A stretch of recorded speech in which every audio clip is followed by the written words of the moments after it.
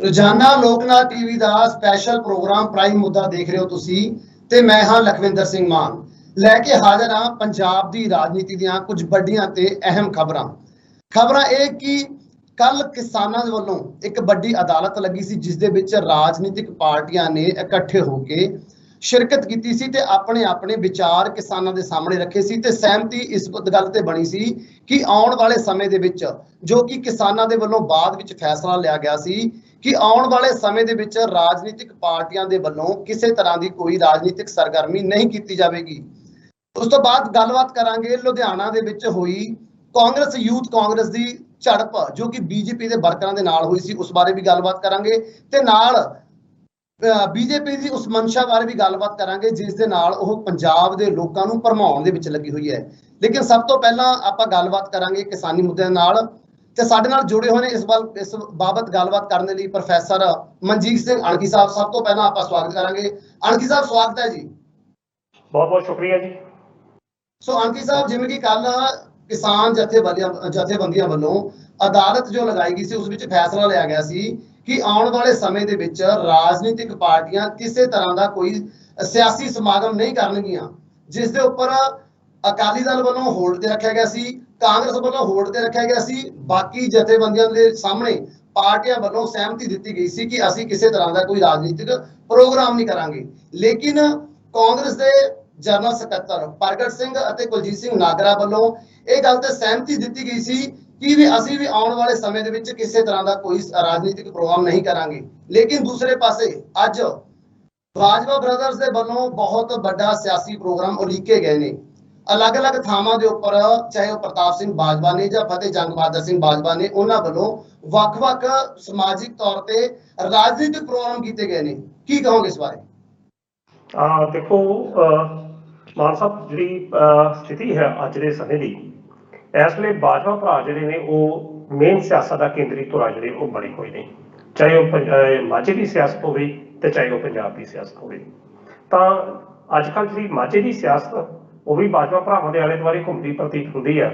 तो कैप्टन अमरिंदर सिंह होनी भी प्रताप बाजवा सज्जे पासे ते फतेह जंग बाजवा खब्बे पासे लैके सियासत जी शुरू करते थे। चलो कि उन्होंने इच्छावां ने जो मर्जी कर पर जिस तरीके कल किसान जथेबंदियां वालों ये समूह जो सियासी पार्टियां उन्होंने ये आख्या गया कि तुसीं कोई भी सियासी रैली जी नहीं करनी और बकायदा तौर पर जिन्नियां भी पार्टियां सन चाहे श्रोमणी अकाली दल सी विचों औखियां सन पर उन्होंने फिर भी ये गल किसानों की सहमति में जताई और उन्होंने ये भी गल कही कि सियासत सियासी रैलियां या प्रचार करने तो बिना साडा जिहड़ा गुजारा है वो नहीं है। कांग्रेस ने भी ये गल की पर दूसरे बने जिहड़ियां किसान जथेबंदियां सी उन्होंने ये इन्होंने कहता कि तुसीं समाजिक जिहड़ियां कार्रवाइयां वो गतिविधियां तुसीं जरूर करो। तो जेकर सरकार का कोई फंक्शन होता तो उत्थे भी जेकर तुसीं करना तो जरूर जाओ पर उत्थे नाल तुहाडे जिहड़ा एक समूह जिहड़ा बंदियां दा जां वलंटीयर दा जां तुहाडे अपने समर्थकां दा जां वर्करां दा नहीं होना चाहिए क्योंकि वो फिर एक रैली का रूप धारण कर जाता। ये उन्होंने एक गल कही सी कि समाजिक समागमां विच तुसीं जा सकदे जी पर बिना किसी भीड़ तो। पर अजे किसान जथेबंदियां ने उस अदालत के 24 घंटे भी नहीं सन बीती उस फैसले के ते कांग्रेस वालों फतेह जंग बाजवा वालों अपना जो विधान सभा हल्का उन्होंने कर दिया है वो भैणी मियाँ खां वेखे कि जनता दरबार आयोजित कर दिता है जिहदे उन्होंने कहा कि लोगों दी मुश्किल समस्यावां का जो हल जो वो किया जाएगा। चलो उस तो मगरों नाल ही नाल जिहड़े उन्होंने वड्डे भाई साहब सरदार प्रताप सिंह बाजवा जिन्हों की इस वे माझे की सियासत में बड़े जबरदस्त तरीके एंट्री हुई है और पंजाब की सियासत की गल करा तो 4.5 साल कैप्टन अमरिंदर सिंह ने उन्होंने पूरा खुले ला ला के रखा पर अज की तरीक च एक बड़ी जबरदस्त एंट्री पंजाब की सियासत में दाखिल हुए हैं। वो प्रताप सिंह बाजवा जिहड़े 10 दिन पहला जां कुछ महीने पहला कैप्टन अमरिंदर सिंह को एक टाइम दिंदे सी कि 45 दिन का तुहानूं टाइम दिता गया तो तुसीं ये मसले कोई हल करो लोक मुद्दे की गल की पर वो अज बटाले के 3 दिन वास्ते आए हैं तो 3 दिन अज सवेर तो लैके उन्होंने वर्करां अपन मीटिंगां जिहड़ियां जारी ने किते वो प्रेस कॉन्फ्रेंस कर रहे हैं किते वख-वख वर्करां नूं मिलते पे आ शहर वासियों दी मुश्किलां सुनते पे आ कहण दा अर्थ कि उन्होंने वालों सियासी सरगर्मियां जिहड़ियां वो चलदियां पईयां खास तौर पर दोवें बाजवा भरावां वालों। इहदे नाल ही नाल खेमकरण के इलाके के भी कांग्रेस वालों एक रैली जी है वो की गई जिहदे प्रति बाकी पार्टी ने इतराज प्रगट किया। हुण ਲਖਵਿੰਦਰ ਜੀ, ਇਹ ਜਿਹੜੀ ਸਥਿਤੀ ਮੈਂ ਬਿਆਨ ਕਰ ਰਿਹਾ, ਇਹਦੇ ਦੋ ਪਹਿਲੂ ਨੇ। ਇੱਕ ਪਹਿਲੂ ਤਾਂ ਇਹ ਹੈ ਕਿ ਇੱਕ ਪਾਸੇ ਕਿਸਾਨ ਜਥੇਬੰਦੀਆਂ ਇਹ ਗੱਲ ਕਹਿੰਦੀਆਂ ਨੇ ਕਿ ਅਸੀਂ ਤੁਹਾਨੂੰ ਸਮਾਜਿਕ ਸਮਾਗਮਾਂ ਦੀ ਖੁੱਲ੍ਹ ਦਿੱਤੀ ਹੈ। ਸਮਾਜਿਕ ਸਮਾਗਮਾਂ ਦੀ ਖੁੱਲ੍ਹ ਦਿੱਤੀ ਤੇ ਉਹਨਾਂ ਸਮਾਜਿਕ ਸਮਾਗਮਾਂ ਦੀ ਆੜ ਦੇ ਵਿੱਚ ਇਹ ਜਿਹੜੇ ਬਾਜਵਾ ਬਰਦਰ ਔਰ ਖੇਮਕਰਨ ਸੈਕਟਰ ਦੇ ਵਿੱਚ ਮੀਟਿੰਗਾਂ ਜਿਹੜੀਆਂ ਕੀਤੀਆਂ ਜਾ ਰਹੀਆਂ, ਸਿਆਸੀ ਗਤੀਵਿਧੀਆਂ ਚੱਲਦੀਆਂ ਪਈਆਂ। ਪਰ ਦੂਜੇ ਪਾਸੇ ਹੈਰਾਨੀ ਦੀ ਗੱਲ ਆ ਕਿ ਇਹਨਾਂ ਬਾਜਵਾ ਭਰਾਵਾਂ ਵੱਲੋਂ ਜਿਹੜੀਆਂ ਮੀਟਿੰਗਾਂ, ਸਿਆਸੀ ਸਰਗਰਮੀਆਂ ਕੀਤੀਆਂ ਜਾ ਰਹੀਆਂ, ਗਤੀਵਿਧੀਆਂ ਕੀਤੀਆਂ ਜਾ ਰਹੀਆਂ, ਉਹਦੇ ਉੱਤੇ ਕਿਸਾਨ ਜਥੇਬੰਦੀਆਂ ਬਿਲਕੁਲ ਚੁੱਪ ਨੇ। ਕਿਸਾਨ ਜਥੇਬੰਦੀਆਂ ਵੱਲੋਂ ਕੋਈ ਵੀ ਪ੍ਰਤੀਕਰਮ ਜਿਹੜਾ, ਕੋਈ ਵੀ ਬਿਆਨ ਜਿਹੜਾ ਉਹ ਸਾਹਮਣੇ ਜਿਹੜਾ ਉਹ ਨਹੀਂ ਆਇਆ।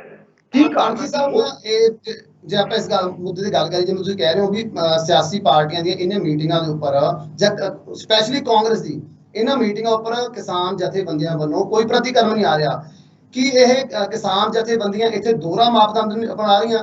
ਕਿਉਂਕਿ ਜਦੋਂ ਗੱਲ ਬੀਜੇਪੀ ਦੀ ਆਉਂਦੀ ਹੈ ਉੱਥੇ ਕਿਸਾਨ ਉਹਨਾਂ ਦਾ ਵਿਰੋਧ ਕਰਦੇ ਨੇ, ਜਦੋਂ ਗੱਲ ਸ਼੍ਰੋਮਣੀ ਅਕਾਲੀ ਦਲ ਦੀ ਕਿਸੇ ਰੈਲੀ ਦੀ ਆਉਂਦੀ ਆ ਉੱਥੇ ਵੀ ਵਿਰੋਧ ਕੀਤਾ ਜਾਂਦਾ। ਹੁਣ ਜਿਵੇਂ ਤੁਸੀਂ ਗੱਲ ਕੀਤੀ ਹੈ ਖੇਮਕਰਨ ਰੈਲੀ ਦੀ, ਉਹਦੇ ਬਾਰੇ ਅੱਜ ਤੱਕ ਕਿਸੇ ਵੀ ਕਿਸਾਨ ਆਗੂ ਵੱਲੋਂ ਜਾਂ ਜਥੇਬੰਦੀ ਵੱਲੋਂ ਕੋਈ ਬਿਆਨ ਨਹੀਂ ਆਇਆ। ਅੱਜ ਦੀਆਂ ਜੋ ਲਗਾਤਾਰ ਧੜਾਧੜ ਮੀਟਿੰਗਾਂ ਕੀਤੀਆਂ ਗਈਆਂ ਨੇ ਬਾਜਵਾ ਭਰਾਵਾਂ ਦੇ ਵੱਲੋਂ, ਉਹਨਾਂ ਬਾਰੇ ਵੀ ਅੱਜ ਤੱਕ ਸ਼ਾਮ ਤੱਕ ਕਿਸੇ ਤਰ੍ਹਾਂ ਦਾ ਕੋਈ ਪ੍ਰਤੀਕਰਮ ਨਹੀਂ ਆਇਆ। ਇਹ ਦੋਹਰਾ ਮਾਪਦੰਡ ਕਿਸਾਨ ਜਥੇਬੰਦੀਆਂ ਕਿਉਂ ਬਣਾ ਰਹੀਆਂ ਨੇ? ਮੈਂ ਉਹ ਹੀ ਲੱਗਾ ਸਾ ਗੱਲ ਫੜ ਕੇ ਗੱਲ ਕਰਨ ਕਿ ਤੁਸੀਂ ਵਿਚਾਰੋ ਮੇਰੀ ਉਹ ਗੱਲ ਕੱਟ ਦਿੱਤੀ ਕਿ ਜਿਸ ਤਰੀਕੇ ਨਾਲ ਕਿਸਾਨ ਜਥੇਬੰਦੀਆਂ ਦਾ ਪ੍ਰਤੀਕਰਮ ਆਉਣਾ ਚਾਹੀਦਾ ਸੀ, ਕੱਲ ਜਿਸ ਤਰੀਕੇ ਨਾਲ ਬਲਬੀਰ ਸਿੰਘ ਰਾਜੇਵਾਲ ਸਾਰੀਆਂ ਪਾਰਟੀਆਂ ਨੂੰ ਇੱਕ ਹੁਕਮ ਸੁਣਾ ਰਿਹਾ ਸੀ, ਤੇ ਉਹਦੇ ਨਾਲ ਇੱਕ ਪ੍ਰਸ਼ਨ ਚਿੰਨ੍ਹ ਇਹ ਵੀ ਪੈਦਾ ਹੁੰਦਾ ਕਿ ਪੰਜਾਬ ਦੀ ਜਿਹੜੀ ਸਿਆਸਤ ਆ, ਪੰਜਾਬ ਦੀ ਸਰਕਾਰ ਆ, ਜਾਂ ਪੰਜਾਬ ਦਾ ਪ੍ਰਸ਼ਾਸਨ ਜਾਂ ਸਿਆਸੀ ਪਾਰਟੀਆਂ ਕੀ ਹੁਣ ਕਿਸਾਨ ਜਥੇਬੰਦੀਆਂ ਚਲਾਉਣਗੀਆਂ? ਕਿ ਜੇਕਰ ਕਿਸਾਨ ਜਥੇਬੰਦੀਆਂ ਦਾ ਇੰਨਾ ਹੀ ਹੋਲਡ ਹੈਗਾ ਕਿ ਸਾਰਿਆਂ ਨੂੰ ਉਹ ਬੰਦ ਕਰ ਸਕਦੇ ਨੇ ਰੈਲੀਆਂ, ਤਾਂ ਫਿਰ ਅੱਜ ਜਦੋਂ ਕਾਂਗਰਸ ਦੇ ਇਹ ਦੋ ਭਰਾ ਜਿਹੜੇ ਨੇ, ਇਹ ਜਦੋਂ ਬਾਜਵਾ ਮਾਝੇ ਦੇ ਵਿੱਚ ਮੀਟਿੰਗਾਂ ਕਰਦੇ ਨੇ, ਤਾਂ ਫਿਰ ਉਸ ਵਕਤ ਜਿਹੜੀਆਂ ਕਿਸਾਨ ਜਥੇਬੰਦੀਆਂ ਕਿੱਥੇ ਚੁੱਪ ਨੇ? ਤਾਂ ਮੈਨੂੰ ਤਾਂ ਇਸ ਤਰ੍ਹਾਂ ਲੱਗਦਾ ਕਿ ਕੱਲ ਅਮਨ ਅਰੋੜਾ ਆਮ ਆਦਮੀ ਪਾਰਟੀ ਦਾ ਔਰ ਕਰਤਾਰ ਸਿੰਘ ਸੰਧਵਾਲ ਜਿਹੜੇ ਐਮਐਲਏ ਵਿਧਾਇਕ ਨੇ, ਉਹਨਾਂ ਨੇ ਇਹ ਮੰਗ ਉਠਾਈ ਸੀ ਕਿ ਚਲੋ ਠੀਕ ਆ, ਅਸੀਂ ਸਭ ਕੁਝ ਬੰਦ ਕਰ ਦਿੰਦੇ ਹਾਂ, ਪਰ ਕਿਤੇ ਇਹਦੀ ਆੜ ਦੇ ਵਿੱਚ 1992 ਵਾਲਾ ਹਾਲ ਨਾ ਹੋਵੇ ਕਿ ਜਦੋਂ ਕਾਂਗਰਸ ਚੁੱਪ ਕਰਕੇ ਹੀ ਬਹੁਤ ਥੋੜੇ ਮਾਰਜਨ ਦੇ ਨਾਲ ਵੋਟਾਂ ਬਣਾ ਕੇ ਬੇਅੰਤ ਸਿੰਘ ਦੀ ਅਗਵਾਈ ਦੇ ਵਿੱਚ ਪੰਜਾਬ ਅੰਦਰ ਸਰਕਾਰ ਬਣਾ ਗਈ ਸੀ। ਤਾਂ ਪੂਰਨ ਤੌਰ ਤੇ ਫਿਰ ਇਹ ਕਿਸਾਨ ਜਥੇਬੰਦੀਆਂ ਦੇ ਦੋਹਰੇ ਮਾਪਦੰਡ ਲੱਗਦੇ ਨੇ ਕਿ ਜੇ ਤਾਂ ਇੱਕ ਬੀਜੇਪੀ ਦਾ ਇੱਕ ਸਧਾਰਨ ਐਮਐਲਏ ਕਿ ਬਾਜ਼ਾਰ 'ਚ ਜਾਂਦਾ ਤਾਂ ਉਹਦੇ ਕੱਪੜੇ ਪਾੜ ਦਿੱਤੇ ਜਾਂਦੇ ਆ, ਉਹਦਾ ਜੇਕਰ ਕੋਈ ਸਾਬਕਾ ਮੰਤਰੀ ਹੈ ਉਹਦੇ ਘਰ ਗੋਹਾ ਸੁੱਟ ਦਿੱਤਾ ਜਾਂਦਾ। ਤੇ ਜਦੋਂ ਹੁਣ ਇਹ ਦੋ ਮੰਤਰੀ, ਇੱਕ ਰਾਜ ਸਭਾ ਮੈਂਬਰ ਹੈ, ਇੱਕ ਵਿਧਾਇਕ ਆ, ਮੰਤਰੀ ਬਣਨ ਦੀ ਚੱਕਰ 'ਚ, ਤਾਂ ਫਿਰ ਇਸ ਵਕਤ ਕਿਸਾਨ ਜਥੇਬੰਦੀਆਂ ਕਿੱਥੇ ਨੇ? ਕਿਉਂ ਨਹੀਂ ਇਹਨਾਂ ਵੱਲੋਂ ਕੋਈ ਬਿਆਨ ਆਇਆ? ਕਿਉਂ ਨਹੀਂ ਕੋਈ ਪ੍ਰਤੀਕਰਮ ਜਿਹੜਾ ਜ਼ਾਹਰ ਆਇਆ? ਕਹਿਣ ਦਾ ਅਰਥ ਆ ਕਿ ਫਿਰ ਜਿਹੜੀਆਂ ਵਿਰੋਧੀ ਪਾਰਟੀਆਂ, ਜਿਸ ਤਰ੍ਹਾਂ ਸ਼੍ਰੋਮਣੀ ਅਕਾਲੀ ਦਲ ਕਹਿੰਦਾ, ਸ਼੍ਰੋਮਣੀ ਅਕਾਲੀ ਦਲ ਦੇ ਪ੍ਰਧਾਨ ਸੁਪਰੀਮੋ ਸੁਖਬੀਰ ਸਿੰਘ ਬਾਦਲ ਹਮੇਸ਼ਾ ਇਹ ਇਲਜ਼ਾਮ ਲਾਉਂਦੇ ਨੇ ਕਿ ਜਿਹੜੀ ਮੌਕੇ ਦੇ ਵਿੱਚ ਉਹਨਾਂ ਦਾ ਵਿਰੋਧ ਹੋਇਆ ਉਹ ਅਸਲ ਦੇ ਵਿੱਚ ਕਾਂਗਰਸੀ ਤੇ ਆਮ ਆਦਮੀ ਪਾਰਟੀ ਦੇ ਜਿਹੜੇ ਬੰਦੇ ਸੀ। ਫਿਰ ਆਮ ਆਦਮੀ ਪਾਰਟੀ ਵਾਲੇ ਵੀ ਕਹਿੰਦੇ ਨੇ ਕਿ ਜਦੋਂ ਅਸੀਂ ਕੋਈ ਕਰਦੇ ਤਾਂ ਵਿਰੋਧ, ਤਾਂ ਫਿਰ ਜੇਕਰ ਇਸ ਤਰੀਕੇ ਨਾਲ ਗੱਲ ਵੇਖੀਏ ਕਿ ਜਦੋਂ ਕਾਂਗਰਸ ਦੀਆਂ ਸਿਆਸੀ ਰੈਲੀਆਂ ਆਯੋਜਿਤ ਹੁੰਦੀਆਂ ਨੇ, ਕਾਂਗਰਸ ਰੈਲੀ ਕਰਦੀ ਆ, ਉਹਨਾਂ ਦੇ ਮੰਤਰੀ ਕਰਦੇ ਨੇ, ਉਹਨਾਂ ਦੇ ਵਿਧਾਇਕ ਕਰਦੇ ਨੇ ਜਾਂ ਰਾਜ ਸਭਾ ਮੈਂਬਰ ਕਰਦੇ ਨੇ, ਤਾਂ ਉਦੋਂ ਕਿਸਾਨ ਜਥੇਬੰਦੀਆਂ ਪੂਰਨ ਤੌਰ ਤੇ ਚੁੱਪ ਨੇ। ਉਹ ਕਿਸਾਨ ਜਥੇਬੰਦੀਆਂ ਜਿਹੜੀਆਂ ਅਦਾਲਤ ਲਾ ਕੇ, ਜਿਸ ਤਰ੍ਹਾਂ ਕਚਹਿਰੀ ਲਾ ਕੇ ਹਰ ਪਾਰਟੀ ਦਾ ਪੱਖ ਸੁਣਦੇ ਨੇ, ਤਾਂ ਫਿਰ ਡਾਇਰੈਕਸ਼ਨ ਦਿੰਦੇ ਨੇ ਕਿ ਨਹੀਂ ਇਸ ਤਰ੍ਹਾਂ ਨਹੀਂ, ਏਦਾਂ ਹੋਣਾ ਚਾਹੀਦਾ। ਠੀਕ ਆ, ਕਿਸਾਨ ਜਥੇਬੰਦੀਆਂ ਦਾ ਆਪਣਾ ਦੁੱਖ ਆ, ਉਹਨਾਂ ਦਾ ਸੰਤਾਪ ਆ, ਕਿਉਂਕਿ ਉਹ 1 ਸਾਲ ਤੋਂ ਬਾਰਡਰਾਂ ਤੇ ਬੈਠੇ ਨੇ। ਠੀਕ ਆ, ਸਾਰੇ ਲੋਕਾਂ ਦੀ ਉਹਨਾਂ ਨਾਲ ਹਮਦਰਦੀ ਹੋ ਸਕਦੀ ਆ, ਪਰ ਉਹਨਾਂ ਦੇ ਜਿਹੜੇ ਫਿਰ ਮਾਪਦੰਡ ਨੇ ਉਹ ਵੀ ਬਰਾਬਰ ਹੋਣੇ ਚਾਹੀਦੇ ਕਿ ਜੇਕਰ ਭਾਜਪਾ ਦਾ ਕੋਈ ਉਮੀਦਵਾਰ ਗਲਤ ਕਰ ਆਉਂਦਾ, ਉਹਦਾ ਵਿਰੋਧ ਹੁੰਦਾ, ਉਹਦੇ ਕੱਪੜੇ ਪਾੜ ਦਿੱਤੇ ਜਾਂਦੇ ਨੇ, ਕਈ ਕੁਝ ਹੁੰਦਾ। ਪਰ ਜਦੋਂ ਇਹ ਕਾਂਗਰਸੀ ਵਿਧਾਇਕ ਜਾਂ ਮੰਤਰੀ ਜਾਂ ਰਾਜ ਸਭਾ ਮੈਂਬਰ ਇਹੋ ਜਿਹਾ ਸਮਾਗਮ ਕਰਦੇ ਨੇ, ਤਾਂ ਫਿਰ ਜਿਹੜੀ ਕਿਸਾਨ ਜਥੇਬੰਦੀ ਦੀ ਜਿਹੜੀ ਭੂਮਿਕਾ, ਉਹਨਾਂ ਦੇ ਪ੍ਰਤੀ ਸ਼ੰਕੇ ਪੈਦਾ ਹੋਣੇ ਕੁਦਰਤੀ ਗੱਲ ਆ। ਇਹਦੇ ਸੰਬੰਧੀ ਕਿਸਾਨ ਜਥੇਬੰਦੀ ਨੂੰ ਆਪਣਾ ਪੱਖ ਜਿਹੜਾ ਉਹ ਸਾਫ਼ ਜਿਹੜਾ ਜ਼ਰੂਰ ਕਰਨਾ ਚਾਹੀਦਾ। ਲਖਵਿੰਦਰ ਜੀ, ਇੱਕ ਗੱਲ ਜਿਹੜੀ ਮੈਂ ਹੋਰ ਕਹਿਣੀ ਚਾਹਾਂਗਾ ਕਿ ਹਮੇਸ਼ਾ ਇਹ ਜਿਹੜੀਆਂ ਆਮ ਆਦਮੀ ਪਾਰਟੀ ਆ ਜਾਂ ਭਾਜਪਾ, ਖਾਸ ਤੌਰ ਤੇ ਭਾਜਪਾ ਦੀ ਗੱਲ ਕਰੀਏ ਤਾਂ ਭਾਜਪਾ ਹਮੇਸ਼ਾ ਹਰਿਆਣਾ ਦੇ ਜਿਹੜੇ ਮੁੱਖ ਮੰਤਰੀ ਨੇ ਮਨੋਹਰ ਲਾਲ ਖੱਟਰ ਹਮੇਸ਼ਾ ਇਹ ਕਹਿੰਦੇ ਰਹੇ ਨੇ ਕਿ ਜਿਹੜਾ ਕਿਸਾਨ ਅੰਦੋਲਨ ਆ ਕਾਂਗਰਸ ਵੱਲੋਂ ਸਪਾਂਸਰ ਆ, ਤੇ ਸਪਾਂਸਰ ਦਾ ਭਾਵ ਕੀ ਕਾਂਗਰਸ ਇਹਦੇ ਮਗਰ ਸਭ ਕੁਝ ਕਰ ਰਹੀ ਹੈ। ਤੇ ਜੇਕਰ ਅੱਜ ਦੀਆਂ ਸਥਿਤੀਆਂ 'ਚ ਸੰਦਰਭ 'ਚ ਤੁਸੀਂ ਵੇਖਦੇ ਜੇ ਕਿਸਾਨ ਜਥੇਬੰਦੀਆਂ ਬਿਲਕੁਲ ਚੁੱਪ ਨਹੀਂ, ਇਹ ਦੋ ਮਹੱਤਵਪੂਰਨ ਜਾਂ 3 ਜਿਹੜੇ ਇੰਸੀਡੈਂਟ ਆਪਾਂ ਚਰਚਾ ਦੇ ਵਿੱਚ ਕੀਤੇ ਆ, ਤਾਂ ਫਿਰ ਕੁਦਰਤੀ ਤੌਰ ਤੇ ਕਿਤੇ ਨਾ ਕਿਤੇ ਫਿਰ ਉਹਨਾਂ ਦੇ ਸ਼ੰਕੇ ਨਿਰਮੂਲ ਨਹੀਂ ਆ। ਤੇ ਜੇਕਰ ਜੇਕਰ ਕਿਸਾਨ ਜਥੇਬੰਦੀਆਂ ਇਹਦੇ ਪ੍ਰਤੀ ਹੋਰ ਵੀ ਚੁੱਪ ਰਹਿੰਦੀਆਂ ਨੇ, ਕਿਉਂਕਿ ਅਜੇ 2 ਜਾਂ 3 ਦਿਨ ਪ੍ਰਤਾਪ ਸਿੰਘ ਬਾਜਵਾ ਨੇ ਬਟਾਲੇ 'ਚ ਰੈਲੀਆਂ ਕਰਦੀਆਂ ਨੇ, ਯੋਜਨਾ ਨੁੱਕੜ ਮੀਟਿੰਗਾਂ ਕਰਦੀਆਂ, ਜੋ ਵੀ ਆ। ਹੁਣ ਰਾਜ ਸਭਾ ਮੈਂਬਰ ਜਿਹੜੇ ਆਏ ਨੇ ਕਿ ਧਾਰਮਿਕ ਸਮਾਗਮ ਦੇ ਵਿੱਚ ਸ਼ਾਮਲ ਹੋ ਤਾਂ ਆਏ ਨਹੀਂ, ਜਾਂ ਤਾਂ ਸਵੇਰੇ ਕੰਨ ਸਾਹਿਬ ਗੁਰਦੁਆਰੇ ਜਾ ਕੇ ਮੱਥਾ ਟੇਕ ਕੇ ਬੈਠ ਜਾਣ ਤਾਂ ਕੰਮ ਜਿਹੜਾ ਖਤਮ ਹੋ ਜਾਊ। ਉਹਨਾਂ 3 ਦਿਨ ਰਹਿਣ ਦਾ ਮਤਲਬ ਕੀ ਆ ਕਿ ਪੂਰਨ ਤੌਰ ਤੇ ਸਿਆਸੀ ਮਾਪਦੰਡ ਜਿਹੜੇ ਨੇ ਉਹਨਾਂ ਨੇ ਆਪਣੇ ਸਮੀਕਰਨ ਜਿਹੜੇ ਬਦਲਦੇ ਨੇ। ਇਸੇ ਤਰ੍ਹਾਂ ਹੀ ਸਾਡੇ ਇੱਕ ਪੱਤਰਕਾਰ ਦੋਸਤ ਨੇ ਉਹਨਾਂ ਤਰਜਿੰਦਰ ਸਿੰਘ ਬਾਜਵਾ ਨੂੰ ਫੋਨ ਕੀਤਾ ਕਿ ਮੀਟਿੰਗ ਤੁਹਾਡਾ ਜਿਹੜੀ ਇੰਟਰਵਿਊ ਕਰਦੀ ਹੈ। ਉਹਨਾਂ ਨੇ ਕਿਹਾ ਕਿ ਨਹੀਂ ਜੀ, ਅਸੀਂ 20 ਤਰੀਕ ਤੱਕ ਕੋਈ ਇੰਟਰਵਿਊ ਜਾਂ ਕੋਈ ਵੀ ਪ੍ਰੈਸ ਕਾਨਫਰੰਸ ਜਿਹੜੀ ਆਯੋਜਿਤ ਨਹੀਂ ਕਰਨੀ ਜਿੰਨੇ ਚਿਰ ਸਾਨੂੰ ਉੱਤੋਂ ਜਿਹੜਾ ਹੁਕਮ ਜਿਹੜਾ ਪਾਰਟੀ ਦੇ ਜਥੇਬੰਦਕ ਢਾਂਚੇ ਜਿਹੜੇ ਨਵਜੋਤ ਸਿੱਧੂ ਦੀ ਅਗਵਾਈ ਵਾਲਾ ਨਹੀਂ ਹੈ। ਹੁਣ ਪਤਾ ਨਹੀਂ ਇਸ ਸਾਰੇ ਚੱਕਰ ਦੇ ਵਿੱਚ ਕੈਪਟਨ ਅਮਰਿੰਦਰ ਸਿੰਘ ਦਾ ਜਿਹੜਾ ਧੜਾ ਆ ਜਾਣ ਬੁੱਝ ਕੇ ਅਜਿਹੀਆਂ ਚਾਲਾਂ ਚੱਲਦਾ ਪਿਆ ਜਿਹਦੇ ਨਾਲ ਕਾਂਗਰਸ ਦਾ ਜਥੇਬੰਦਕ ਢਾਂਚਾ ਜਿਹੜਾ ਨਵਜੋਤ ਸਿੱਧੂ ਦੀ ਅਗਵਾਈ ਵਿੱਚ ਜਿਹੜਾ ਵਫਦ ਖਾਣ ਗਿਆ ਸੀ ਤੇ ਕਿਸਾਨ ਜਥੇਬੰਦੀਆਂ ਆਮੋ ਸਾਹਮਣੇ ਆ ਜਾਣ ਤੇ ਕੈਪਟਨ ਅਮਰਿੰਦਰ ਸਿੰਘ ਹੁਣੀ ਆਪਣੀਆਂ ਸਿਆਸੀ ਰੋਟੀਆਂ ਸੇਕ ਲੈਣ। ਪਤਾ ਨਹੀਂ ਇਹੋ ਜਿਹੀਆਂ ਸੰਭਾਵਨਾਵਾਂ ਜ਼ਰੂਰ ਹਨ, ਪਰ ਅੱਜ ਦੀ ਕਾਂਗਰਸ ਦੀਆਂ ਇਹਨਾਂ ਦੋ ਮੰਤਰੀਆਂ ਵੱਲੋਂ ਵਿਧਾਇਕ ਔਰ ਰਾਜ ਸਭਾ ਮੈਂਬਰ ਵੱਲੋਂ ਜਿਹੜੀਆਂ ਸਿਆਸੀ ਸਰਗਰਮੀਆਂ ਕੀਤੀਆਂ ਗਈਆਂ ਇਹਨਾਂ ਦੀਆਂ ਠੀਕ ਇਹਨਾਂ ਨੇ ਕਰ ਸਕਦੇ ਨੇ ਪੂਰਨ ਤੌਰ ਤੇ ਹੱਕ ਆ, ਪਰ ਇਹਦੇ ਨਾਲ ਕਿਸਾਨ ਜਥੇਬੰਦੀਆਂ ਦੀ ਭੂਮਿਕਾ ਦੇ ਉੱਤੇ ਪ੍ਰਸ਼ਨ ਚਿੰਨ੍ਹ ਜਿਹੜੇ ਨੇ ਉਹ ਉਹਨਾਂ ਦੀ ਇਮਾਨਦਾਰੀ ਦੇ ਉੱਤੇ ਉਹਨਾਂ ਦੀ ਕਾਰਜਸ਼ੈਲੀ ਦੇ ਉੱਤੇ ਉਹਨਾਂ ਦੀ ਕਾਰਜਕਾਰੀ ਦੇ ਉੱਤੇ ਜਿਹੜੇ ਪ੍ਰਸ਼ਨ ਚਿੰਨ੍ਹ ਜਿਹੜੇ ਪੈਦਾ ਹੋਣੇ ਉਹ ਸੁਭਾਵਿਕ ਨੇ। ਜੀ ਅੰਕੀ ਜੀ, ਇਹਦਾ ਮਤਲਬ ਇਹ ਹੋਇਆ ਵੀ ਜਿਵੇਂ ਕੈਪਟਨ ਅਮਰਿੰਦਰ ਸਿੰਘ ਨੇ ਅਨਾਉਂਸ ਕੀਤਾ ਹੋਇਆ ਉਹਨਾਂ ਦਾ ਸਿਆਸੀ ਪ੍ਰੋਗਰਾਮ 13 ਤਰੀਕ ਤੋਂ ਲਗਾਤਾਰ ਚੱਲੇਗਾ ਪੰਜਾਬ ਦੇ ਅੰਦਰ, ਕਿ ਕਿਸਾਨ ਜਥੇਬੰਦੀਆਂ ਉਹ ਅਨਾਉਂਸ ਕੀਤੇ ਹੋਏ, ਕਿਉਂਕਿ ਫੈਸਲਾ ਤਾਂ ਬਾਅਦ ਵਿੱਚ ਆਇਆ ਵੀ ਰਾਜਨੀਤਿਕ ਪਾਰਟੀਆਂ ਕੋਈ ਵੀ ਰੈਲੀਆਂ ਨਹੀਂ ਕਰ ਰਹੀਆਂ, ਕੋਈ ਸਿਆਸੀ ਪ੍ਰੋਗਰਾਮ ਨਹੀਂ ਕਰ ਰਹੀਆਂ। ਉਸ ਤੋਂ ਪਹਿਲਾਂ ਕੈਪਟਨ ਅਮਰਿੰਦਰ ਸਿੰਘ ਜੀ ਇਹ ਆਪਣਾ ਪ੍ਰੋਗਰਾਮ ਸ਼ਡਿਊਲ ਅਨਾਉਂਸ ਚੁੱਕੇ ਸੀ ਕਿ ਆਉਣ ਵਾਲੇ ਸਮੇਂ ਦੇ ਵਿੱਚ ਯਾਨੀ ਕਿ 13 ਤਰੀਕ ਤੋਂ ਕੈਪਟਨ ਅਮਰਿੰਦਰ ਸਿੰਘ ਦਾ ਜੋ ਸਿਆਸੀ ਦੌਰੇ ਨੇ ਉਹ ਸ਼ੁਰੂ ਹੋ ਜਾਣਗੇ। ਕਿਸਾਨ ਜਥੇਬੰਦੀਆਂ ਉਦੋਂ ਵੀ ਚੁੱਪ ਰਹਿਣਗੀਆਂ, ਕੀ ਦੇਖ ਰਹੇ ਹੋ? ਬਿਲਕੁਲ ਜਿਹੜਾ ਤੁਸੀਂ ਅੱਜ ਦਾ ਜਿਹੜਾ ਇਨਸੀਡੈਂਟ ਜਿਹੜਾ ਆਪਾਂ ਵਿਚਾਰ ਅਧੀਨ ਜਿਹੜਾ ਸੀ ਜਿਹਦੇ ਉੱਤੇ ਚਰਚਾ ਕਰ ਰਹੇ ਹਾਂ, ਜੇਕਰ ਇੱਕ ਵਿਧਾਇਕ ਔਰ ਇੱਕ ਰਾਜ ਸਭਾ ਮੈਂਬਰ ਦੇ ਸਿਆਸੀ ਸਰਗਰਮੀਆਂ ਸੰਬੰਧੀ ਕਾਂਗਰਸੀ ਜਿਹੜੀ ਕਿਸਾਨ ਜਥੇਬੰਦੀਆਂ ਚੁੱਪ ਨੇ, ਉਹ ਤਾਂ ਫਿਰ ਪੰਜਾਬ ਦਾ ਮੁੱਖ ਮੰਤਰੀ ਹੈ, ਉਹ ਤਾਂ ਫਿਰ ਵੀ ਉਹਦੇ ਸੰਬੰਧੀ ਤੁਸੀਂ ਦੇਖ ਲੈਣਾ ਕਿਸੇ ਨੇ ਵਿਰੋਧ ਨਹੀਂ ਹੋਣਾ, ਕੋਈ ਨਹੀਂ ਗੱਲ ਹੋਣਾ। ਹਾਂ, ਜੇ ਗੁਰਨਾਮ ਸਿੰਘ ਝੂੜਨੀ ਵਰਗਾ ਬੰਦਾ ਹੁੰਦਾ ਜਿਹੜਾ ਮਨੋਹਰ ਲਾਲ ਖੱਟਰ ਦੇ ਵਰਗੇ ਬੰਦੇ ਦਾ ਵੀ ਇਜਾਜ਼ਤ ਨਹੀਂ ਦਿੰਦਾ, ਉਹੋ ਜਿਹੇ ਪੰਜਾਬ 'ਚ ਬੰਦੇ ਤੇ, ਪਰ ਇਹ ਰਾਜੇਵਾਲ ਹੈ, ਬਲਬੀਰ ਸਿੰਘ ਰਾਜੇਵਾਲ ਜਾਂ ਜਥੇਦਾਰ ਮਤਲਬ ਦੂਸਰਾ ਜਿਹੜਾ ਜੋਗਿੰਦਰ ਸਿੰਘ ਰਾਹਾਂ ਉਹ ਇਸ ਵਿੱਚ ਸ਼ਾਮਲ ਹੀ ਨਹੀਂ ਸੀ ਹੋਇਆ। ਕੱਲ ਇਹਦਾ ਆਪਸ 'ਚ ਪਾਟੇ ਆ, ਕੁਝ ਸਰਕਾਰ ਪੱਖੀ ਨੇ, ਕੁਝ ਦੂਜੇ ਪੱਖੀ ਨੇ। ਹਾਂ, ਗੁਰਨਾਮ ਸਿੰਘ ਝੂੜਨੀ ਵਰਗੇ ਬੰਦੇ ਜਿਹੜੇ ਨੇ ਠੀਕ ਆ, ਉਹਦੇ ਵਾਸਤੇ ਸਾਰਾ ਇੱਕੋ ਬਰਾਬਰ ਨੇ।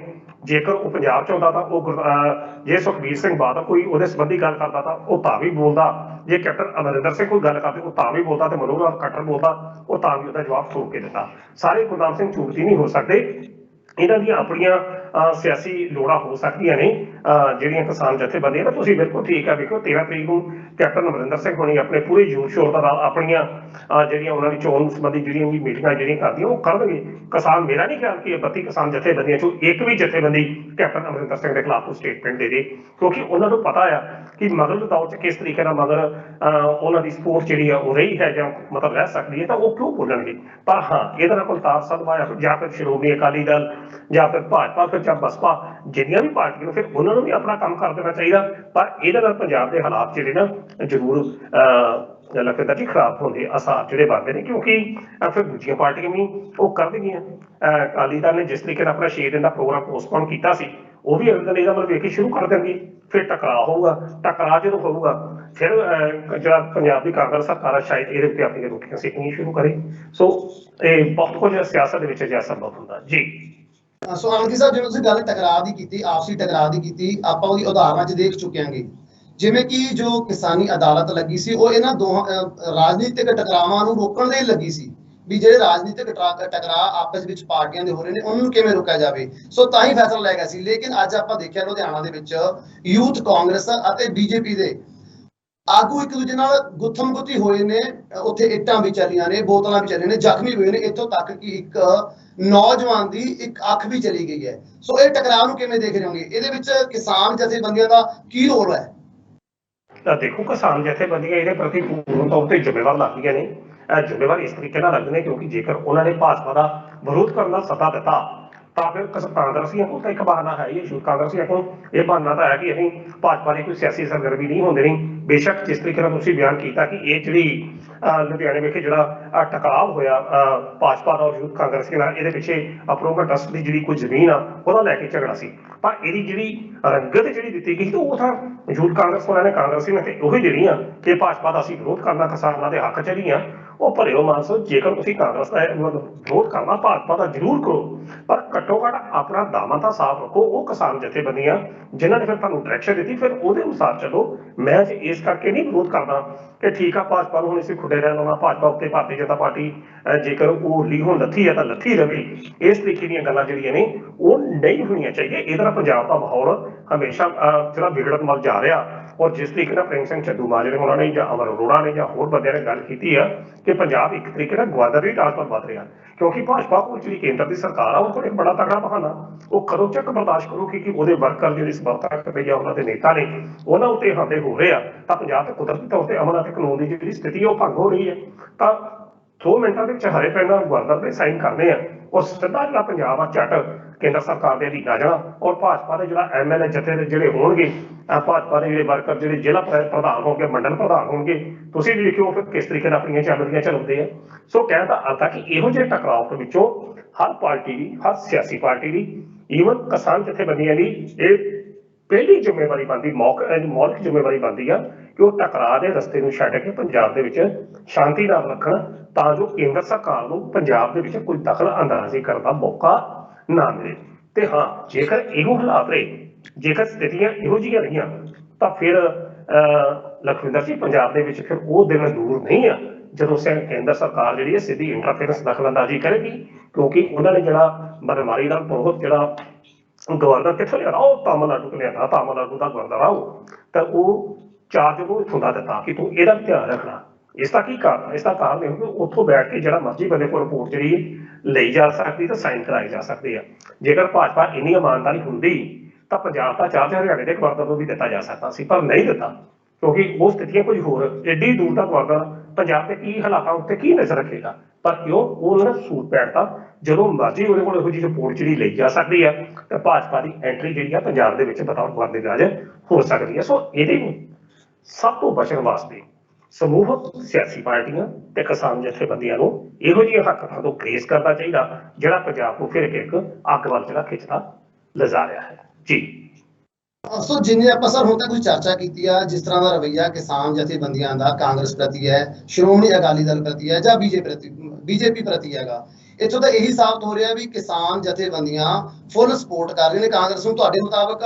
ਤੇ ਸਿਰਫ ਔਰ ਸਿਰਫ ਜਿਹੜੇ ਫੈਸਲੇ ਲਏ ਗਏ ਨੇ ਸਿਆਸੀ ਰੋਕਾਂ ਤੇ ਰੈਲੀਆਂ ਦੇ ਉੱਪਰ, ਇਹ ਸਿਰਫ ਔਰ ਸਿਰਫ ਬੀਜੇਪੀ ਅਤੇ ਆਮ ਆਦਮੀ ਪਾਰਟੀ ਤੇ ਖਾਸ ਤੌਰ ਤੇ ਅਕਾਲੀ ਦਲ ਲਏ ਗਏ ਨੇ।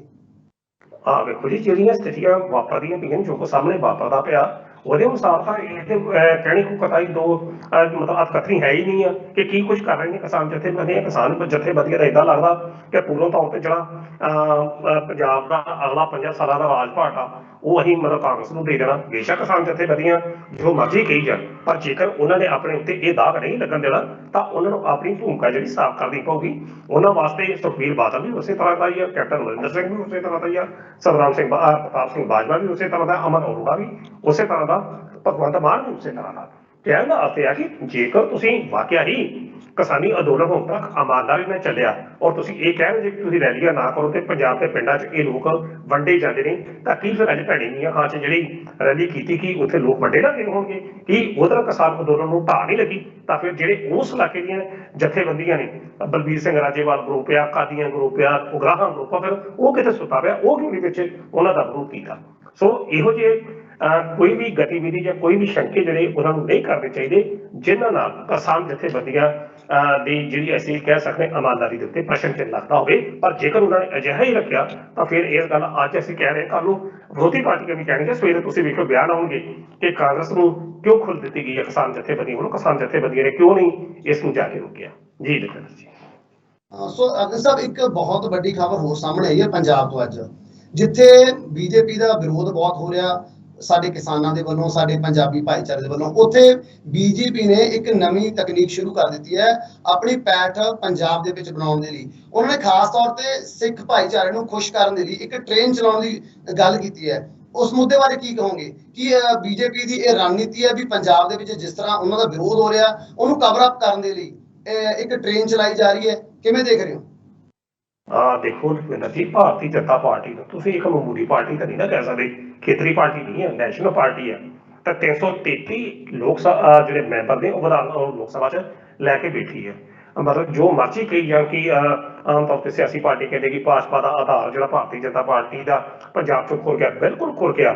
ਪਰ ਜਿਹੜੀ ਭਾਜਪਾ ਆ ਉਹ ਇੱਕ ਸੋਚੀ ਸਮਝੀ ਰਣਨੀਤੀ ਦੇ ਤਹਿਤ ਪੰਜਾਬ ਦੇ ਅੰਦਰ ਉਹਨੇ ਆਪਣੀਆਂ ਸਰਗਰਮੀਆਂ ਜਾਰੀ ਰੱਖੀਆਂ ਨੇ।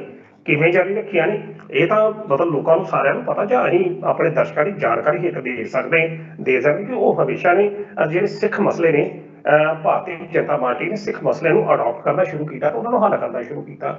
ਜਿਵੇਂ ਉਹਨਾਂ ਵੱਲੋਂ ਪ੍ਰਚਾਰ ਕੀਤਾ ਜਾਂਦਾ ਰਿਹਾ ਕਿ ਸੱਜਣ ਕੁਮਾਰ ਨੂੰ ਜਿਹੜੇ 84 ਦੇ ਦੰਗੇ ਦੇ ਦੋਸ਼ੀ ਸੀ ਉਹਨੂੰ ਕਿਹਨੇ ਫੜ ਕੇ ਅੰਦਰ ਕੀਤਾ, ਮੋਦੀ ਸਰਕਾਰ ਨੇ ਕੀਤਾ। ਜਗਦੀਸ਼ ਟਾਈਟਲਰ ਦੀ ਜਿਹੜੀ ਜ਼ਮਾਨਤ ਜੋ ਸੀ ਉਹ ਕਿਹਨੇ ਕੈਂਸਲ ਕੀਤੀ, ਜੋ ਵੀ ਸੀ ਉਹਦੇ ਵਿੱਚ ਭਾਰਤੀ ਜਨਤਾ ਪਾਰਟੀ ਦੇ ਜਿਹੜੇ ਬੰਦੇ ਸੀ ਮੋਦੀ ਸਾਹਿਬ ਦੀ ਉਹਨਾਂ ਦੀ ਅਗਵਾਈ। ਫਿਰ ਉਸ ਤੋਂ ਵੱਡਾ ਜਿਹੜਾ ਸਭ ਤੋਂ ਵੱਡੀ ਚੀਜ਼ ਆ ਕਰਤਾਰਪੁਰ ਕਾਰੀਡੋਰ ਜਿਹੜਾ ਖੁੱਲ੍ਹਣਾ, ਉਹਦਾ ਸਿਹਰਾ ਵੀ ਜਿਹੜਾ ਉਹਦਾ ਕ੍ਰੈਡਿਟ ਵੀ ਭਾਰਤੀ ਜਨਤਾ ਪਾਰਟੀ ਆਪਣੇ ਸਿਰ ਤੇ ਲੈਂਦੀ ਰਹੀ ਆ। ਹੁਣ ਤੁਸੀਂ ਦੇਖੋ ਕਿ ਕੌਮੀ ਘੱਟ ਗਿਣਤੀ ਕਮਿਸ਼ਨ ਦਾ ਜਿਹੜਾ ਚੇਅਰਮੈਨ ਬਣਾਇਆ ਗਿਆ ਇਕਬਾਲ ਸਿੰਘ ਲਾਲਪੁਰਾ, ਜਿਹੜੇ ਐਸਪੀ ਸੀਆਈਡੀ ਦੇ ਇੰਟੈਲੀਜੈਂਸ ਦੇ ਅਫਸਰ ਸਾਹਿਬ ਹੁੰਦੇ ਸੀ ਪੁਰਾਣੇ, ਤਾਂ ਬੀਜੇਪੀ ਨੇ ਉਹਨੂੰ ਪਿੱਛੇ ਜੇ ਜੁਆਇਨ ਕੀਤੀ। ਉਹਨਾਂ ਨੂੰ ਉਹਨਾਂ ਚੁੱਕ ਕੇ ਜਿਹੜਾ ਆਪਣਾ ਹਰਦੀਪ ਸਿੰਘ ਪੁਰੀ ਨੂੰ ਅੰਮ੍ਰਿਤਸਰ ਦੇ ਵਿੱਚ ਲਾਤਾ। ਹੋਰ ਜਿਹੜੇ ਸਿੱਖ ਬੁੱਧੀਜੀਵੀ ਸੀ ਉਹਨਾਂ ਨੂੰ ਆਪਣੇ ਨਾਲ ਜੋੜਿਆ ਜਾ ਰਿਹਾ। ਔਰ ਤੁਹਾਨੂੰ ਮੈਂ ਦੱਸਾਂ ਕਿ ਇਕਬਾਲ ਸਿੰਘ ਜਿਹੜਾ ਲਾਲਪੁਰਾ ਨੇ ਇਹਦੀ ਚੰਦ ਦਿਨ ਪਹਿਲਾਂ ਇੱਕ ਪੋਸਟ ਇਹਨੇ ਨਰਿੰਦਰ ਮੋਦੀ ਦੇ ਹੱਕ ਦੇ ਵਿੱਚ ਪਾਈ ਤੇ ਬੜਾ ਇਸ ਦਾ ਵਿਰੋਧ ਹੋਇਆ। ਹਾਲਾਂਕਿ ਇਸ ਬੰਦੇ ਦਾ ਕੋਈ ਸਿਆਸੀ ਆਧਾਰ ਨਹੀਂ ਆ, ਪਰ ਕਿਉਂਕਿ ਇੱਕ ਸਿੱਖ ਜਿਹੜਾ ਪਾ ਗਿਆ ਤਾਂ ਇਹੋ ਜਿਹੀਆਂ ਚੀਜ਼ਾਂ ਉਹ ਲਈ ਜਾਂਦੇ ਨੇ। ਤੇ ਅੱਜ ਜਿਹੜੀ ਭਾਜਪਾ ਵੱਲੋਂ ਇੱਕ 4 ਜਿਹੜੇ ਆਪਣੇ ਤਖਤ ਨੇ ਉਹਨਾਂ ਨੂੰ ਇੱਕ ਜੋੜਨ ਵਾਲੀ ਸੀਕ੍ਰੇਟ ਟ੍ਰੇਨ ਜਿਹੜੀ ਉਹ ਸ਼ੁਰੂਆਤ ਕੀਤੀ ਗਈ ਹੈ ਕਿ 4 ਤਖਤਾਂ ਨੂੰ ਜੋੜੇਗੀ ਤੇ 900 ਰੁਪਏ ਜਿਹੜਾ ਖਰਚ ਸਰ ਇੱਕ ਦਿਨ ਦਾ ਜਿਹੜਾ ਸਵਾਰੀ ਦਾ ਹੋਵੇਗਾ। ਹੁਣ ਇਹੋ ਜਿਹੇ ਜਿਹੜੇ ਸਿੱਖ ਮਸਲਿਆਂ ਦੇ ਵਿੱਚ ਇੰਟਰਫੇਅਰੈਂਸ ਕਰਨੀ ਜਾਂ ਸਿੱਖ ਮਸਲਿਆਂ ਨੂੰ ਅਡਾਪਟ ਕਰਨਾ, ਇਹ ਇੱਕ ਸੋਚੀ ਸਮਝੀ ਰਣਨੀਤੀ ਦਾ ਹਿੱਸਾ ਹੈਗਾ। ਤਾਂ ਦੇਖੋ ਅਜੇ ਉਹਨਾਂ ਦੀ ਆਈ ਤੇ ਨਾਲ ਹੀ ਬੀਬੀ ਹਰਸਿਮਰਤ ਕੌਰ ਬਾਦਲ ਨੇ ਵੀ ਚਿੱਠੀ ਲਿਖਤੀ, ਉਹਨਾਂ ਨੇ ਕ੍ਰੈਡਿਟ ਆਪ ਲੈਣ ਦਾ ਯਤਨ ਕੀਤਾ ਕਿ ਇਹ ਜਿਹੜੀ ਮੰਗ ਸੀ ਇਹੋ ਜਿਹੀ ਟ੍ਰੇਨ ਚਲਾਉਣ ਦੀ ਮੰਗ ਇਹ ਮੇਰੇ ਵੱਲੋਂ ਸ਼ੁਰੂ ਕੀਤੀ ਗਈ ਸੀ 2019 ਦੇ ਵਿੱਚ, ਤਾਂ ਉਹਦਾ ਜਿਹੜਾ ਫਲ ਆ ਉਹ ਸਾਨੂੰ ਹੁਣ ਮਿਲਿਆ। ਸੋ ਇਹਦੇ ਵਾਸਤੇ ਸ਼੍ਰੋਮਣੀ ਅਕਾਲੀ ਦਲ ਵਧਾਈ ਦਾ ਪਾਤਰ, ਆਪਣੇ ਆਪ ਨੂੰ ਉਹਨਾਂ ਨੂੰ ਖੁਦ ਵਧਾਈ ਦਿੱਤੀ। ਪਰ ਅਸਲ ਦੇ ਵਿੱਚ ਜਿਹੜੀ ਸਥਿਤੀ ਆ ਲਖਵਿੰਦਰ ਜੀ, ਸਥਿਤੀ ਇਹ ਆ ਕਿ ਭਾਰਤੀ ਜਨਤਾ ਪਾਰਟੀ ਪੂਰਨ ਤੌਰ ਤੇ ਅੰਦਰੋਂ ਅੰਦਰੀ ਇਲੈਕਸ਼ਨ ਲੜਨ ਦੀ ਤਿਆਰੀ ਕਰ ਰਹੀ ਹੈ, ਚੋਣਾਂ ਲੜ ਰਹੀ ਹੈ। ਆਮ ਲੋਕੀ ਕਹਿੰਦੇ ਜੀ ਉਹਨਾਂ ਕੋਲ 117 ਬੰਦੇ ਨਹੀਂ ਹੋਣਗੇ। ਤੁਸੀਂ ਵੇਖਿਓ ਕਿ ਜਦੋਂ ਚੋਣਾਂ ਦਾ ਮਾਹੌਲ ਲੱਗੇ ਹੋਣਾ ਉਹ ਹਮੇਸ਼ਾ ਦਾਅਵਾ ਕਰਦੇ, ਕਹਿੰਦੇ ਤੁਸੀਂ ਕੋਈ ਚੋਣਾਂ ਆ ਲੈ ਦਿਓ, ਤੁਹਾਨੂੰ ਅਸੀਂ ਦੱਸਾਂਗੇ ਸਰਕਾਰ ਕਿਵੇਂ ਬਣਾਉਣੀ ਹੈ। ਜੇਕਰ ਬਠਿੰਡੇ ਦੇ ਇੱਕ ਗੁਰਦੁਆਰੇ ਦਾ ਗ੍ਰੰਥੀ ਦਲਿਤ ਭਾਈਚਾਰੇ ਦੇ ਮੁੱਖ ਮੰਤਰੀ ਦੀ ਅਪੀਲ ਕਰਦਾ ਕਿ ਦਲਿਤ ਬਣੇਗਾ, ਤਾਂ ਮੋਦੀ ਸਾਹਿਬ ਜਿਹੜੇ ਨੇ ਉਹ ਮਤਲਬ ਉਹਨਾਂ ਦੀ ਲੰਮੀ ਉਮਰ ਦੀ ਰਾਮ ਰਹੀਮ ਦੀ ਗੱਲ ਕਰਦਾ, ਤਾਂ ਉਹ ਵੀ ਇੱਕ ਸੋਚੀ ਸਮਝੀ ਮਤਲਬ ਸਾਜ਼ਿਸ਼ ਸੀ ਉਹ ਗ੍ਰੰਥੀ ਦੀ ਜਿਹੜੀ ਅਰਦਾਸ ਕਰਾਉਣੀ। ਤਾਂ ਉਹਦੀ ਸਪੋਰਟ ਤੇ ਕੌਣ ਗਿਆ? ਬਠਿੰਡੇ ਦਾ ਇੱਕ ਜਿਹੜਾ ਭਾਜਪਾ ਦਾ ਲੀਡਰ ਸੀ। ਸੋ ਕਹਿਣ ਦਾ ਅਰਥ ਹੈ ਕਿ ਭਾਜਪਾ ਅੰਦਰ ਖਾਤੇ ਬਹੁਤ ਕੁਝ ਇਹੋ ਜਿਹਾ ਕਰ ਰਹੀ ਆ ਜਿਹੜਾ ਆਉਣ ਵਾਲੇ ਸਮੇਂ ਦੇ ਵਿੱਚ ਹੈਰਾਨੀ ਚਿੰਨ੍ਹ ਹੋਵੇਗਾ। ਤੁਸੀਂ ਮੈਨੂੰ ਤਾਂ ਕਈ ਵਾਰੀ ਇਹ ਵੀ ਲੱਗਦਾ ਕਿ ਭਾਜਪਾ ਨੇ ਇਹ ਜਿਹੜਾ ਕਿਸਾਨਾਂ ਦੇ ਮੁੱਦੇ ਨੇ ਇਹ ਜਾਣਬੁੱਝ ਕੇ ਮਸਲੇ ਲਟਕਾਏ, ਤਾਂ ਉਹਨਾਂ ਨੂੰ ਇਸ ਤਰ੍ਹਾਂ ਲੱਗਦਾ ਕਿ ਕੋਈ ਗੱਲ ਨਹੀਂ ਟਾਈਮ ਆ ਲੈਣ ਦਿਓ, ਜਦੋਂ ਇਲੈਕਸ਼ਨ ਹੋਈ ਇਹ ਵੀ ਹੋ ਸਕਦਾ ਕਿ ਕਿਸਾਨਾਂ ਦੀਆਂ ਸਾਰੀਆਂ ਮੰਗਾਂ ਮੰਨ ਕੇ ਉਹ ਸਥਿਤੀ ਨੂੰ ਇਹੋ ਜਿਹਾ ਪਲਟਾ ਦੇਣ ਕਿ ਇਹ ਜਿਹਨਾਂ ਬਾਰੇ ਲੋਕਾਂ ਨੇ ਸੋਚਿਆ ਹੀ ਨਾ ਹੋਵੇ। ਤਾਂ ਉਹਦੇ ਵਿੱਚੋਂ ਹੀ ਤਾਂ ਜੇਕਰ ਪਰਮਾਤਮਾ ਕਰੇ ਕਿ ਇਸ ਤਰ੍ਹਾਂ ਹੋਵੇ ਕਿ ਕਿਸਾਨ ਜਿਹੜੇ ਨੇ ਮੰਗਾਂ ਲੈ ਕੇ ਬੈਠੇ ਕਿਹੜੇ ਤਰੀਕੇ ਨਾਲ ਉਹ ਕਾਰੇ ਕਾਨੂੰਨ ਰੱਦ ਹੋਣ, ਤਾਂ ਕਿਸਾਨਾਂ ਨੂੰ ਕੀ ਫਰਕ ਲੱਗਾ ਪੈਣ? ਕਿਸਾਨ ਕਹਿਣ ਸਗੋਂ ਚੰਗਾ ਜਿਹੜੀ ਮਰਜ਼ੀ ਸਰਕਾਰ ਬਣੇ ਸਾਡੇ ਤੇ ਮੁੱਦੇ ਹੱਲ ਹੋਏ। ਸੋ ਇਸ ਸਾਰੇ ਚੱਕਰ ਦੇ ਵਿੱਚ ਬਿਲਕੁਲ ਤੁਸੀਂ ਠੀਕ ਕਹਿ ਰਹੇ ਜੀ ਕਿ ਭਾਜਪਾ ਇੱਕ ਸੋਚੀ ਸਮਝੀ ਰਣਨੀਤੀ ਦੇ ਤਹਿਤ ਪੰਜਾਬ 'ਚ ਪ੍ਰਵੇਸ਼ ਕਰਦੀ ਪਈ ਹੈ। ਸਿੱਖ ਮਸਲੇ ਸਿੱਖ ਮੁੱਦਿਆਂ ਨੂੰ ਉਸਨੇ ਅਡਾਪਟ ਕੀਤਾ, ਉਹਨਾਂ ਨੂੰ ਹੱਲ ਕਰਦੀ ਆ, ਉਹ ਸਿੱਖਾਂ ਨੂੰ ਆਪਣੇ ਵੱਲ ਖਿੱਚਦੀ ਪਈ ਆ। ਉਹਨਾਂ ਵੱਲੋਂ ਬੀਤੇ ਦੌਰ 'ਚ ਜਿਹੜੀਆਂ ਨਿਯੁਕਤੀਆਂ ਹੋਈਆਂ ਸਿੱਖ ਬੁੱਧੀਜੀਵੀਆਂ ਦੀਆਂ ਕੀਤੀਆਂ ਗਈਆਂ, ਸਿੱਖ ਇਤਿਹਾਸਕਾਰਾਂ ਦੀਆਂ ਕੀਤੀਆਂ ਗਈਆਂ। ਔਰ ਇਸ ਸਭ ਦਾ ਮਨੋਰਥ ਕੀ ਆ? ਮਨੋਰਥ ਇਹੋ ਹੀ ਆ ਕਿ ਪੰਜਾਬ ਜਿਹੜਾ ਖਾਸ ਤੌਰ ਤੇ ਸਿੱਖ ਬਹੁਤ ਗਿਣਤੀ ਵਾਲਾ ਇਲਾਕਾ, ਸਿੱਖਾਂ ਦੇ ਵਿੱਚ ਆਪਣੀ ਜਿਹੜੀ ਪੈਠ ਆ ਉਹ ਬਣਾਈ ਜਾਵੇ। ਤਾਂ ਇਸੇ ਪੈਠ ਬਣਾਉਣ ਦੇ ਚੱਕਰ 'ਚ ਆ ਜਿਹੜੀ 14 ਤਖਤਾਂ ਦੀ ਯਾਤਰਾ ਜਿਹੜੀ ਸ਼ੁਰੂ ਕੀਤੀ ਗਈ ਆ, ਇਹ ਵੀ ਉਹਦਾ ਇੱਕ ਕਦਮ ਹੈ ਜੇ ਭਾਜਪਾ ਦੀ ਸੋਚੀ ਸਮਝੀ ਰਣਨੀਤੀ ਦਾ ਇੱਕ ਕਦਮ ਜਿਹੜਾ ਅਸੀਂ ਕਹਿ ਸਕਦੇ ਹਾਂ। ਇਹਦੇ ਪਿੱਛੇ ਬੇਸ਼ੱਕ RSS ਦੀ ਕੋਈ ਯੋਜਨਾ ਹੋਵੇ ਜਾਂ ਕਿਸੇ ਦੀ ਵੀ ਕੋਈ ਹੋਵੇ, ਪਰ ਅਸੀਂ ਜੇਕਰ ਪੋਲੀਟੀਕਲ ਐਨਾਲਿਸਿਸ ਤੌਰ ਤੇ ਮੈਂ ਇਸ ਨੂੰ ਵੇਖਾਂ ਤਾਂ ਬੀਤੇ ਲੰਮੇ ਸਮੇਂ ਤੋਂ, ਪਿਛਲੇ ਖਾਸ ਤੌਰ ਤੇ 19 ਤੋਂ, ਕਿ ਜਿਸ ਤਰੀਕੇ ਨਾਲ ਮੋਦੀ ਸਰਕਾਰ ਜਿਹੜੀ ਆ ਸਿੱਖ ਮਸਲਾ ਇੱਕ ਹੋਰ ਦੱਸਣਾ, ਉਹਨਾਂ ਨੇ ਕਾਲੀ ਸੂਚੀ ਜਿਹੜੀ ਬਣਾਈ ਪਰ ਉਹ ਅੱਜ ਤੱਕ ਬਣੀ ਨਹੀਂ ਵੈਸੇ, ਪਰ ਕਾਲੀ ਸੂਚੀ ਨੂੰ ਅਸੀਂ ਖਤਮ ਕੀਤਾ ਸਿੱਖਾਂ ਦੀ ਇਹੋ ਜਿਹਾ ਪ੍ਰਚਾਰ ਜਿਹੜਾ ਕਰਕੇ ਸਿੱਖਾਂ ਦੇ ਵਿੱਚ ਆਪਣੀ ਪੈਠ ਬਣਾਉਣ ਦਾ ਯਤਨ ਤਾਂ ਜੋ ਪੰਜਾਬ ਦੀ ਰਾਜਨੀਤੀ ਦੇ ਵਿੱਚ ਭਾਰਤੀ ਜਨਤਾ ਪਾਰਟੀ ਇੱਕ ਤਗੜੀ ਉਭਾਰ ਦੇ ਵਿੱਚ ਉੱਭਰ ਸਕੇ।